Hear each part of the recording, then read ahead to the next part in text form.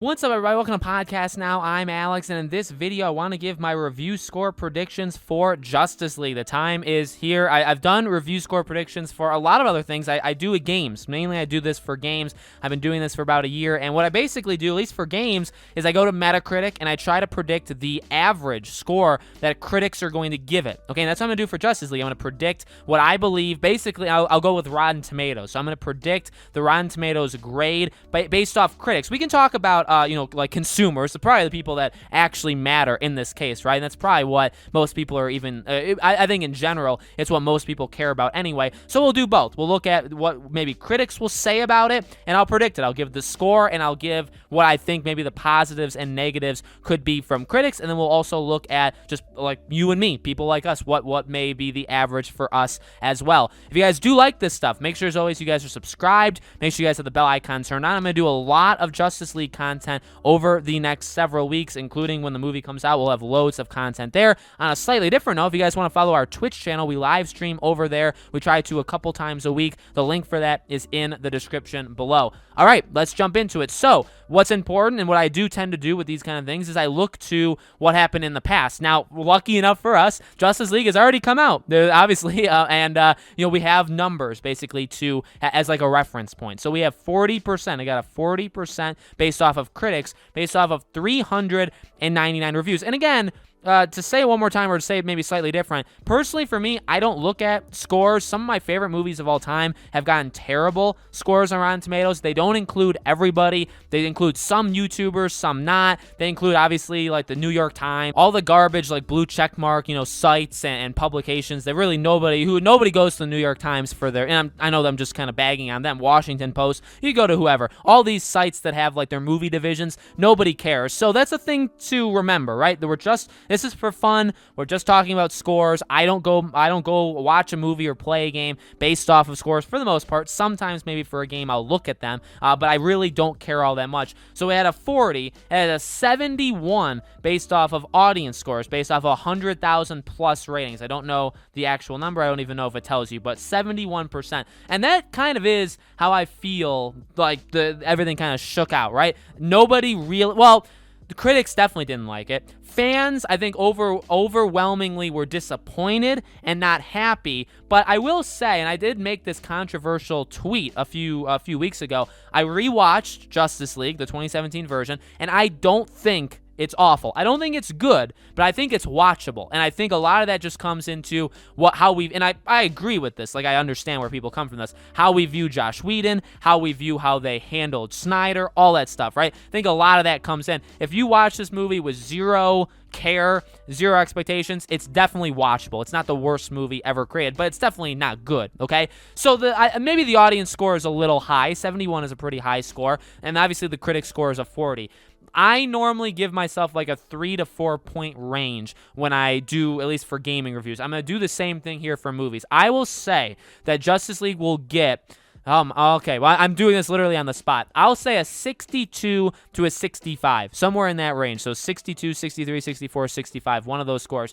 I think that is reasonable. The thing you got to remember with movies, especially with Rotten Tomatoes, and because it's different. When we do like gaming scores, it's I think a lot easier because you can kind of look at the game and say, okay, there's nothing like glaringly terrible about it, so it probably avoids these scores. It's not going to get like a 9.3 or higher because that's reserved for like the best of the, you know what I mean? So like for game, you can kind of tell when a game gets like a 7 or an 8 or a 9 if it kind of deserves it. Movies are a lot harder because again, like Rotten Tomatoes, I really don't think is all that great. Just in general, it's just kind of the only place you can go to for something like this. Rotten Tomatoes, it could be, again, like some of my favorite movies have like a 30 or a 32 or a 35. Like some of them have that. Some of them have, and that's the thing with Rotten Tomatoes too. A lot of movies either have very bad scores or very good scores. There's movies that people have never heard about. There's movies that push like an agenda that critics like. They have like a 98 on Rotten Tomatoes. And it's like, does it really deserve a 98 and some other movie has like a 71?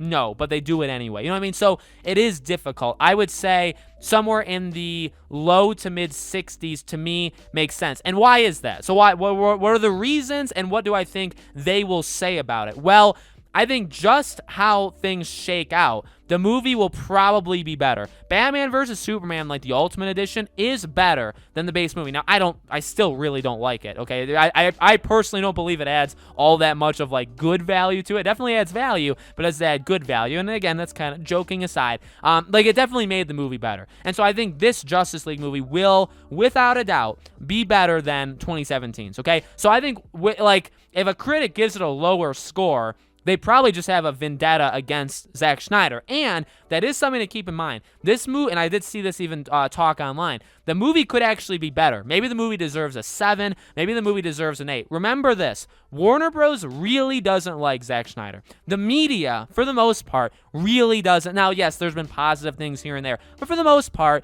he really isn't that liked in that basically just because of all this stuff, the fans that a lot of people call toxic, right? All that garbage of like wanting this movie to exist. It's really blown up a lot of pieces of Hollywood where it's like this stuff has never happened before. You're not supposed to be able to get mad online, demand something that should have happened in the first place, and then they actually do it. You're not supposed to do that. There are overlords. They're supposed to make the decisions for us, and we're supposed to bow down. But no, because of all this stuff, it's been reversed, and they don't like that. And I know maybe some of that gets into, maybe you consider that conspiracy. I really don't. I think this is a very unique situation that there's a reason why it took Warner Bros. So long to finally say, all right, Jesus, just make the movie then. You know, we weren't going to do it, but now we are, right? In fact, they even said, we are not going to do it, and then they gave it to him, okay? So I think a lot of that comes down to they're probably not happy bowing down to the fans because they like to be in power. And that's important because critics are very much the same way as them, and they're very much connected to them. So if the media thinks one way, the Hollywood's going to think the same way, and vice versa. So in that way, I really don't think too many members, like again, we throw out New York Times, Washington Post, all these like random sites. I don't think their editors like Zack Snyder. I'm just gonna take that guess. I really just don't think they're going to do it. They may say that they're fair. I mean, come on, journalism isn't fair in the first place. Nobody's actually kind of in the middle anyway. So I think the movie could actually be better than a 62 to a 65, but the scores will probably be brought down by hatred of him, hatred that this project happened in the first place. Those are kind of my obviously there's more to it. The reason why I don't think it can get a like too high of a score is like the plot's already known. Like, yes, there's going to be more explanation. Yes, there's going to be more backstory. Yes, there's going to be a couple extra things like Darkseid and stuff like that. But like, we know the story beats. You can only change, like, obviously, yeah, we know that he's not going to use any of the scenes. I still am like kind of on the fence about that. Like, I'm not 100% sold on if that's actually going to happen. But like, you can only retell a story that's already kind of set in stone. You can only really show different things so much before it's still the same thing to an extent, okay?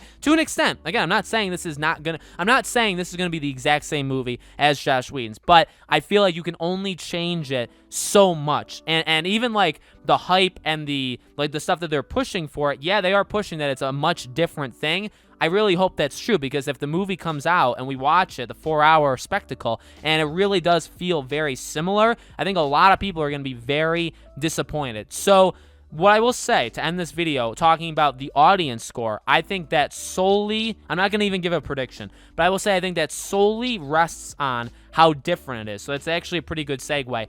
If this movie is different and any level of good, it doesn't have to be amazing, it doesn't have to be a masterpiece, but if it's any level that you would consider to be in like a good tier, but it's at least different than Joss Whedon's, I think the audience is going to respond very, very positively. If the movie is too close to the same movie we got, and again, yeah, different shots, but like if people feel like it's too similar, I actually feel like the scores will be lower. So it had a 71 on Rotten Tomatoes for audience. I feel like it could definitely get into the 80s. I really do. If it is different and I would say maintained, but the original didn't. If it has like a good quality to it and it's different than the original, I think it'll get in the 80s. If it is too similar, then I honestly feel like it bombs. I feel like it'll get like a 50 or a 40 or a 30. I really do think it can go that low if it just flat out kind of like misleads people in a way. Now, I guess maybe they're not thinking about it as misleading, but again, like